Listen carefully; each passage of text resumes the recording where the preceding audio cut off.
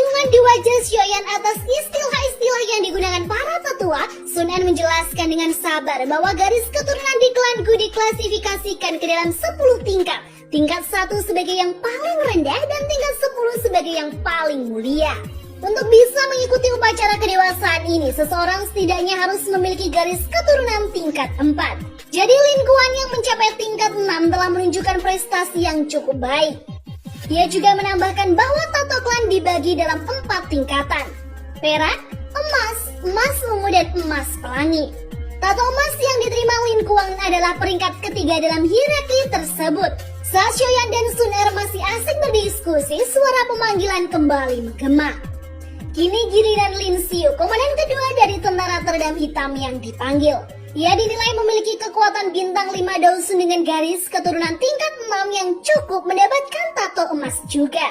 Namun Xiaoyan menyadari bahwa warna emas milik Lin Xiu tampak lebih mencolok dibandingkan milik Lin Kuan yang menunjukkan bahwa kekuatan keduanya berbeda meskipun level keturunannya sama. Setelah Lin Xiu, giliran komandan pertama yang maju Gusen, pemuda berambut putih yang sebelumnya pernah bertemu Xiaoyan di atas kapal. Penilaian menunjukkan bahwa Gusen memiliki garis keturunan tingkat 7 yang membuatnya berhak atas tato langka, emas ungu. Ini adalah pertama kalinya tato tingkat tinggi itu muncul dalam upacara tersebut. Meski pencapaiannya luar biasa, Gusen tetap tenang. Ia hanya membungkuk hormat kepada ketiga tetua, lalu kembali ke tempat duduknya dengan senyum ramah yang ia arahkan kepada Xiaoyan. Xiaoyan membalas senyuman itu dengan hangat. Namun momen damai itu tak bertahan lama. Suhu di sekelilingnya tiba-tiba turun drastis, udara menjadi dingin seketika. Xiaoyan menoleh cepat ke arah sumber aura yang mengerikan itu dan di sana berdiri Guyao, sang jenderal iblis, sosok yang telah lama disebut-sebut sebagai ancaman nyata dalam hidupnya. Dengan langkah tenang dan sikap yang tak memperlihatkan emosi, Guyao melangkah memasuki alun-alun utama. Wajahnya datar, nyaris tak menunjukkan minat atau rasa hormat yang berlebihan. Ia membungkuk kepada tiga tetua yang berjaga, tetapi tak seperti para komandan sebelumnya. Ia tak menundukkan satu lutut sebagai tanda penghormatan. Anehnya tak satupun dari para sesepuh menunjukkan rasa tersinggung. Sebaliknya mereka malah terlihat antusias saat Guyao menyentuhkan tangannya pada lempeng bintang penilai. Dalam sekejap cahaya bintang muncul satu demi satu dari cangkram tersebut dan terus bertambah sampai akhirnya berhenti di angka 8. Riuh tepuk tangan dan seruan kekaguman langsung menggema di seluruh stadion.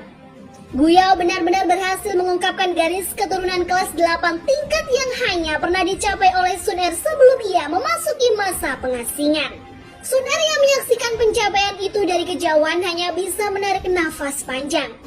Ia tak bisa menyangkal bahwa Guyao memang luar biasa dan jelas akan menjadi lawan berat bagi Xiaoyan. Dengan status sebagai Dousun bintang 8 dan darah kelas 8, Guyao pantas dianugerahi tato ungu emas yang warnanya jauh lebih gelap dan kuat dibandingkan milik Gusen sebelumnya.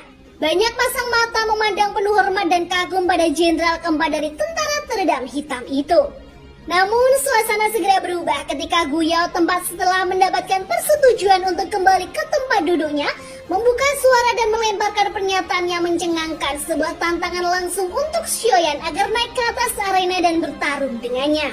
Namun tantangan itu disertai ancaman halus jika Xiaoyan menolak, maka lebih baik ia segera angkat kaki dari klan Gu. Wajah Xiaoyan memerah karena marah.